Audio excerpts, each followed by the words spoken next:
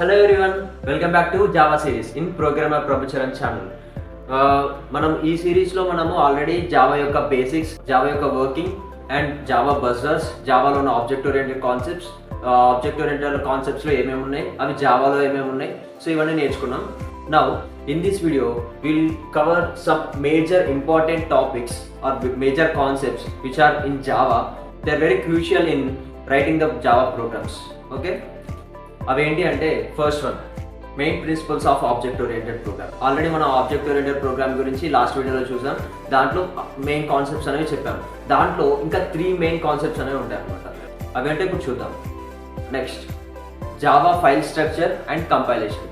Java యొక్క file structure అనేది ఎలా ఉంటుంది, దాన్ని ఎలా కంపైల్ చేస్తాం, దాన్ని ఎలా ఎగ్జిక్యూట్ చేసేటప్పుడు ఆర్ రన్ చేసేటప్పుడు ఆర్ కంపైల్ చేసేటప్పుడు ఆర్ జావా యొక్క ఫైల్ని క్రియేట్ చేసేటప్పుడు మనం ఎలాంటి మెజర్స్, ఎలాంటి జాగ్రత్తలు తీసుకోవాలి చూద్దాం. And next variables and data types in Java. సో జావాలో వేరియబుల్స్ని ఎలా డిక్లేర్ చేయాలి, వేరియబుల్స్ అంటే ఏంటి, వాటి యొక్క సంబంధించిన డేటా టైప్స్ అంటే ఏంటివి, ఎన్ని రకాల డేటా టైప్స్ అనేవి జావాలో అవైలబుల్లో ఉన్నాయి, సో అవి ఎప్పుడెప్పుడు యూజ్ చేయాలి, ఎలా యూజ్ చేయాలి, ఎందుకు యూజ్ చేయాలి, సో ఇవన్నీ నేర్చుకుందాం. Are you guys ready? Let's get started.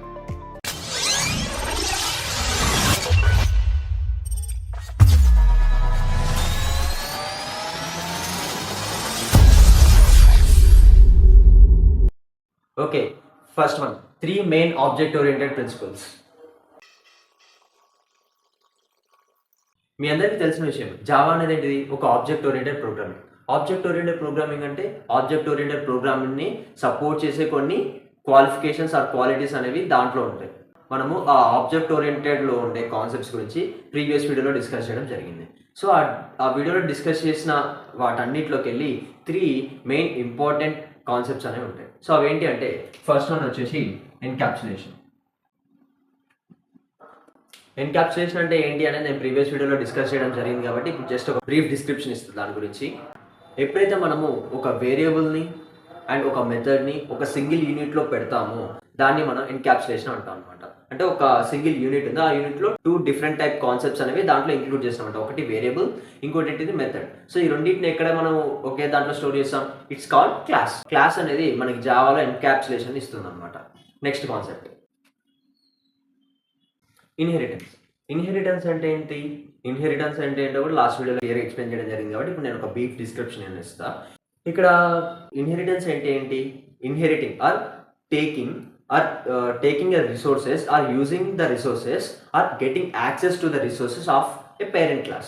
అంటే ఒక క్లాస్ ఉంది, ఆ క్లాస్ నుంచి ఇంకో క్లాస్ అనేది ఇన్హెరిట్ అవుతుందంటే ఆ ఫస్ట్ ఉన్న క్లాస్ని పేరెంట్ క్లాస్ అంటాం, కింద ఉన్న ఇన్హెరిట్ చేసుకున్న క్లాస్ని చైల్డ్ క్లాస్ అంటాం. పేరెంట్ క్లాస్లో ఉన్న మెంబర్స్కి చైల్డ్ క్లాస్కి యాక్సెస్ ఇవ్వడం అనమాట. సో దాన్ని ఇన్హెరిటెన్స్ అంటాం. ఇక్కడ ఏమవుతుంది అంటే పేరెంట్ క్లాస్లో ఆల్రెడీ రాసిన కోడ్ని, అంటే దాంట్లో ఉన్న డేటా మెంబర్స్ని మళ్ళీ ఇక్కడ చైల్డ్ దాంట్లో కూడా యూజ్ చేసుకోవడానికి అవకాశం దొరుకుతుంది అనమాట.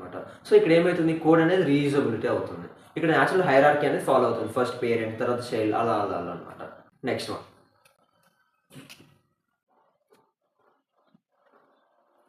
పాలిమార్ఫిజం. పాలిమార్ఫిజం అంటే ఏంటి, doing a thing in different ways. అంటే ఒక పనిని మనం వివిధ రకాలుగా చేసినప్పుడు దాన్ని పాలిమార్ఫిజం అంటాం. ఇక్కడ జావాలో పాలిమార్ఫిజం అనేది ఎలా వస్తుంది మనకి ఆబ్జెక్ట్ ఓరియంటెడ్లో, ఇక్కడ ఫస్ట్ ఒక మెథడ్ని డిఫైన్ చేస్తాం పేరెంట్ క్లాస్, అండ్ దాన్నే సేమ్ మెథడ్ని చైల్డ్ క్లాస్లో డిఫరెంట్గా డిఫైన్ చేస్తాం. అంటే ఫస్ట్ పేరెంట్ క్లాస్లో డిస్ప్లే అనే మెథడ్లో దిస్ ఈస్ పేరెంట్ క్లాస్లో డిస్ప్లే చేస్తాం. అంటే అక్కడ డిస్ప్లే అనే ఫంక్షన్ ఏం చేస్తుంది, డిస్ప్లే అనే మెథడ్ ఏం చేస్తుంది, this is a parent class అని మనకి డిస్ప్లే చేస్తుంది, అంటే అవుట్పుట్ చూపిస్తుంది స్క్రీన్ పైన. అదే చైల్డ్ క్లాస్కి వచ్చేసరికి దాన్ని మనం రీరైట్ చేస్తున్నాం, అంటే ఓవర్ రైట్ చేస్తున్నాం. ఏమని, this is a child class, మళ్ళీ సేమ్ డిస్ప్లే ఫంక్షన్. ఇక్కడ ఏమవుతుంది, సేమ్ ఫంక్షన్ అనేది మల్టిపుల్ వేస్లో యూజ్ అవుతుంది అనమాట, డిఫైన్ అవుతుంది, మల్టిపుల్ వేస్లో డిఫైన్ అవుతుంది. పేరెంట్ క్లాస్లో ఒకలాగా అండ్ చైల్డ్ క్లాస్లో ఒకలాగా అనమాట. సో ఇలా ఒకే మెథడ్ని మనం డిఫరెంట్గా యూజ్ చేసినప్పుడు దాన్ని పాలిమార్ఫిజం అంటాం అనమాట. So these are the main object oriented concepts in Java. Okay, next ఏంటి అంటే Java file structure and compilation. ఇక్కడ జావా ఫైల్ స్ట్రక్చర్ ఏంటి అంటే జావా ఫైల్ని మనము ఎలా క్రియేట్ చేయాలి, దాని యొక్క నేమ్ ఏం పెట్టాలి, దాని యొక్క ఎక్స్టెన్షన్ ఏం పెట్టాలి, సో జావా ఫైల్ స్ట్రక్చర్లోకి వస్తుంది అనమాట. ఇప్పుడు ఫర్ ఎగ్జాంపుల్ మనము ఒక బేసిక్ కోడ్ రాద్దాం.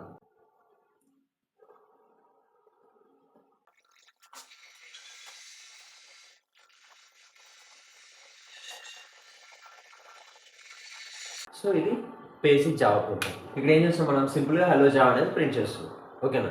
సో ఇదంతా తెలుసు కదా, క్లాస్ అంటే ఏంటి, ఇదేమో క్లాస్ నేమ్, దాంట్లో వాయిడ్ మెయిన్ ఫంక్షన్. సో ఇక్కడ నుంచి మనకి ఎగ్జిక్యూషన్ అనేది స్టార్ట్ అవుతుంది. And system dot out dot print అనేది ప్రింటింగ్ స్టేట్మెంట్. ఒకవేళ ఇది ఏందో అర్థం కాకపోతే నా ప్రీవియస్ వీడియో చెక్ చేయండి, దాంట్లో నేను క్లియర్ ఎక్స్ప్లెయిన్ చేయడం జరిగింది. ఓకే, నెక్స్ట్ ఇక్కడ మనము ఇదంతా ఒక ఫైల్, ఇదంతా జావా ప్రోగ్రామ్ కదా. సో ఈ జావా ప్రోగ్రామ్ మనం ఎలా సేవ్ చేయాలి, ఇది మనము ఐడియాలో రాయొచ్చు, ఆర్ మనం నోట్ ప్యాడ్లో రాసి దాన్ని ఎగ్జిక్యూట్ చేయొచ్చు జావా కంపైలర్ తోటి. ఇప్పుడు మనం నోట్ ప్యాడ్లో రాసాం అనుకోండి, నోట్ ప్యాడ్లో రాసిన తర్వాత ఎలా సేవ్ చేస్తాం దీన్ని, Ctrl+S. ఇదేమైతే సేవ్ చేస్తుంది. సేవ్ చేసినప్పుడు ఫైల్ నేమ్ ఉంటుంది. ఫైల్ నేమ్ మనం ఏమి ఇవ్వాలి, ఏది పడితే ఇవ్వకూడదు.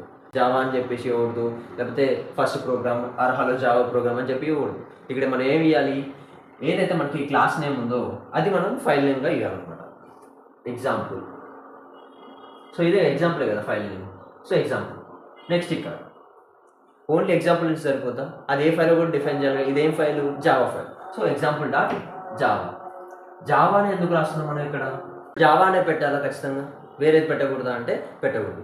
ఎందుకంటే జావా అనేది .java అనేది అది జావా ఫైల్స్ యొక్క ఎక్స్టెన్షన్ అనమాట. ఇప్పుడు ఫర్ ఎగ్జాంపుల్ మనం ఇమేజ్ ఫైల్ ఉంది, ఇమేజ్కి ఏముంటుంది .img అని ఉంటుంది. వీడియో ఫైల్ ఉంది, వీడియోకి ఏముంటుంది .mp4 ఉంటుంది. ఆడియో ఫైల్ అనేది .mp3. సో అలా ప్రతి ఒక్క దానికి దాని యొక్క ఎక్స్టెన్షన్ ఉంటుంది. ఆ ఎక్స్టెన్షన్ని బట్టే అది ఏ పర్టికులర్ సాఫ్ట్వేర్లో ఓపెన్ అవ్వాలనేది డిసైడ్ అవుతుంది అనమాట. సో ఇక్కడ జావా యొక్క ఫైల్ వచ్చేసి .java అనేది ఎక్స్టెన్షన్ అనమాట. సో ఇక్కడ ఫైల్ నేమ్ .java. ఇక్కడ ఫైల్ నేమ్ ఎగ్జాంపుల్ అనేది ఇచ్చినాం, మన క్లాస్ నేమ్ ఏదైతే అది ఉండాలి అందుకే ఇచ్చినాం. కానీ ఇప్పుడు మనకి మల్టిపుల్ క్లాసెస్ ఉన్నాయి. ఇప్పుడు మల్టిపుల్ క్లాసెస్ ఎప్పుడు క్రియేట్ చేస్తాం మనం, ఒక గేమ్ ఉంది లైక్ పబ్జీ, ప్రీవియస్ ఎగ్జాంపుల్ అని. సో పబ్జీలో ఏం చేస్తాం మనము, ఒక క్యారెక్టర్ని, ఒక గన్ని, ఒక కార్ని, ఒక హౌస్ని, ఒక సో ఇవన్నీ డిజైన్ చేయాలి మనం.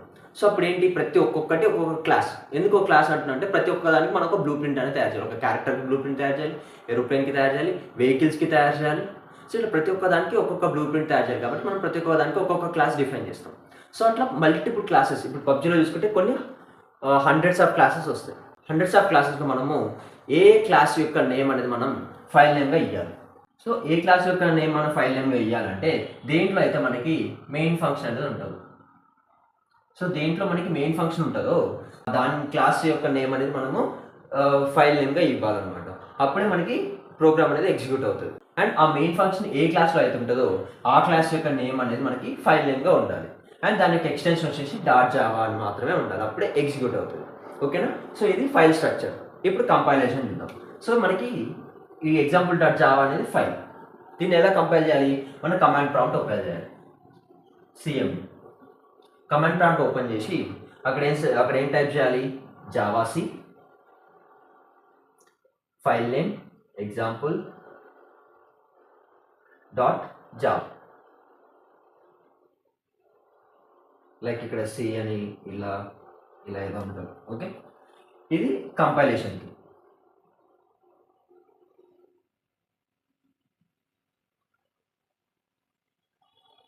This is for compilation. Okay, ఇప్పుడు కంపైల్ అయిన తర్వాత మనకి ఏమవుతుంది, మన .java అనే ఫైల్ ఎక్కడైతే మన కంప్యూటర్లో స్టోర్ చేసామో అక్కడ ఇంకో కొత్త ఫైల్ జనరేట్ అవుతుంది. అదేంటి, నేను ఫస్ట్ వీడియోలో చెప్పినట్టు కంపైల్ చేసిన తర్వాత మనకి ఏ ఫైల్ అని వస్తుంది, ఆబ్జెక్ట్ ఫైల్. ఆబ్జెక్ట్ ఫైల్ యొక్క ఎక్స్టెన్షన్ ఏంటిది, .class ఫైల్ జనరేట్ అవుతుంది అనమాట. సో ఇప్పుడు .java ఎక్కడైతే ఉందో దాని కింద example.class అనేది జనరేట్ అవుతుంది. example.class. సో ఈ ఫైల్ అంటే జనరేట్ అవుతుంది. ఇప్పుడు ఈ ఫైల్ ఏం చేయాలి మనం, సేమ్ ఇక్కడే జావాc కాబట్టి సార్ జావా ఎగ్జాంపుల్. సో ఏంటి ఇది, ఏంటి ఎగ్జిక్యూషన్కి. ఇప్పుడు ఏమైతే మనకు అవుట్పుట్ ఏమొస్తుంది, హలో జావా అనేసి మనకి కన్సోల్లో ప్రింట్ అవుతుంది అనమాట. సో ఇది జావా యొక్క ఫైల్ స్ట్రక్చర్. అండ్ ఇక్కడ ఇంకోటి గమనించాల్సింది ఏంటంటే ఇక్కడ మెయిన్ ఉంది కదా. సో ఈ మెయిన్ని మనం ఎప్పుడు స్మాల్ m తోటే రాయాలి, MAIN. మనం ఎప్పుడు క్యాపిటల్ M తో రాయకూడదు ఇలాగా. సో ఇది రైట్, ఇది రాంగ్, ఇది రైట్. ఎందుకంటే మనకి జావా అనేది ఏంటిది, ఇట్స్ ఎ కేస్ సెన్సిటివ్. మనం క్యాపిటల్లో రాసినా స్మాల్లో రాసినా చాలా డిఫరెన్స్ అనేది వస్తుంది. ఇప్పుడు same main function MAIN same కదా, కానీ ఇక్కడ మనం క్యాపిటల్ పెట్టినప్పుడు ఏమైందంటే కేస్ సెన్సిటివ్ కాబట్టి జావా అనేది మనకి ఎర్రర్ అనేది రావడం జరుగుతుంది అనమాట. ఎందుకంటే ఈ మెయిన్ ఫంక్షన్ అనేది ఎప్పుడైనా మనము మెథడ్ని డిక్లేర్ చేసినప్పుడు స్మాల్లోనే డిక్లేర్ చేయాలి, క్యాపిటల్లో డిక్లేర్ చేయకూడదు. ఇక్కడ ఏమవుతుంది, క్యాపిటల్లో డిక్లేర్ చేసాం కాబట్టి ఇది ఎర్రర్ వస్తుంది, మనకి ఎగ్జిక్యూట్ అవ్వదు. కంపైల్ అవుతుందేమో కానీ ఎగ్జిక్యూట్ అయితే అవ్వదు. ఓకేనా? So this is the right one. Small M తోటి మనం మెథడ్ని డిక్లేర్ చేయాలన్నమాట. ఓకే, సో ఇలా మనం జావా అనేది కేస్ సెన్సిటివ్ కాబట్టి మనం ప్రతి ఒక్కటి జాగ్రత్తగా చూసుకుంటూ ప్రోగ్రామింగ్ చేయాల్సి ఉంటుంది అనమాట Java. Okay, next variables and data types.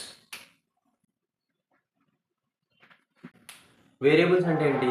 మీరు ఎవరైనా సి లాంగ్వేజ్ ఆర్ ఏదో ఒక లాంగ్వేజ్ బేసిక్ ఐడియా ఉన్నా కూడా వేరియబుల్స్ అంటే ఏంటి, డేటా టైప్స్ అంటే ఏంటి, వాటి యొక్క డిక్లరేషన్స్, వాటి యొక్క ఇనిషియలైజేషన్స్ అన్ని తెలిసే ఉంటాయి, బేసిక్ ఐడియా ఉంటుంది. బట్ నేను ఇక్కడ మళ్ళీ చెప్తాను, వేరియబుల్స్ అంటే ఏంటి అంటే మన ఒక మెమొరీ లొకేషన్ ఉంటుంది. సో మెమొరీ లొకేషన్కి మన ఒక పేరు అనేది ఇస్తే అది వేరియబుల్ అవుతుంది అనమాట. నేను ఒక ఎగ్జాంపుల్ అనేది ఇస్తాను. ఇప్పుడు మీరు ఒక విలేజ్లో ఉంటున్నారు, లేకపోతే ఏదో ఒక సిటీలో ఉంటున్నారు. సిటీలో ఉంటున్నా, విలేజ్లో ఉంటున్నా, మీకు ప్రతి ఒక్కరికి డోర్ నెంబర్ అనేది ఉంటుంది. మాది లైక్ 1-181 సంథింగ్ ఏదో ఉంటుంది. సో అలా ప్రతి ఒక్కరి మీ ఫ్రెండ్స్ అందరి డోర్ నెంబర్స్ అనేవి గుర్తుపెట్టుకోవాలంటే ఎంత కష్టమవుతుంది.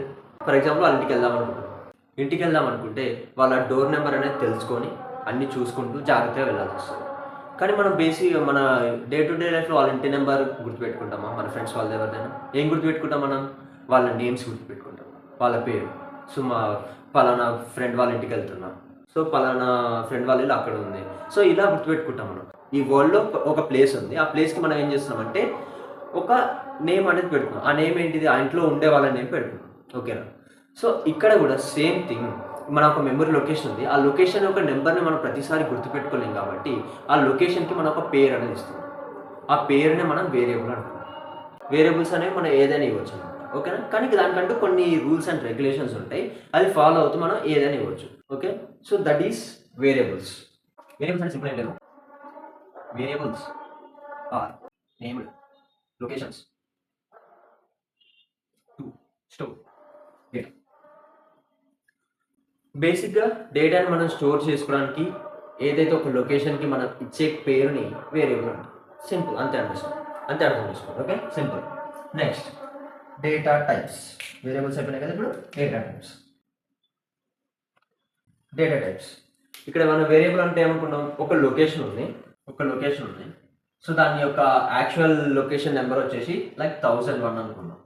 కానీ మనం ఇక్కడ దీనికి ఇచ్చిన వేరియబుల్ నేమ్ ఏంటిది? ఫర్ ఎగ్జాంపుల్ ఏ అనుకున్నాం. సో ఇదేంటిది? Memory location. ఇది మెమొరీ లొకేషన్. ఈ మెమొరీ లొకేషన్ నేమ్ ఆల్రెడీ ఉన్న నెంబర్ ఎంత అంటే 1001. కానీ మనం ఇచ్చిన వేరియబుల్ నేమ్ ఏంటి అంటే ఏ అనే వేరియబుల్ నేమ్ ఇచ్చినాం. అంటే ఈ లొకేషన్ని మనము ఏ అనుకుంటున్నాం. ఓకే, ఏ అనే లొకేషన్లో ఏముంది? ఇప్పుడు ఎంటీ స్పేస్ ఉంది.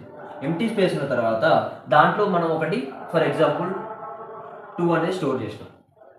2 అనేది స్టోర్ చేసిన తర్వాత ఈ 2 అంటే ఏంటి? 2 అనేది ఏంటిది? అదొక నెంబర్, మనకు తెలుసు. మనం చూడగానే ఓకే అదొక నెంబర్ అని అర్థమవుతుంది. కానీ కంప్యూటర్కి ఎలా అర్థమవుతుంది? కంప్యూటర్కి అర్థమయ్యేలా చెప్పలేదు. సో అలా చెప్పే ప్రాసెస్లోనే మనకి డేటా టైప్స్ అనే కాన్సెప్ట్స్ వచ్చింది. డేటా టైప్ అంటే ఏంటి? దీంట్లో మనం ఎలాంటి డేటా అనేది స్టోర్ చేసామో చెప్పేదన్నమాట.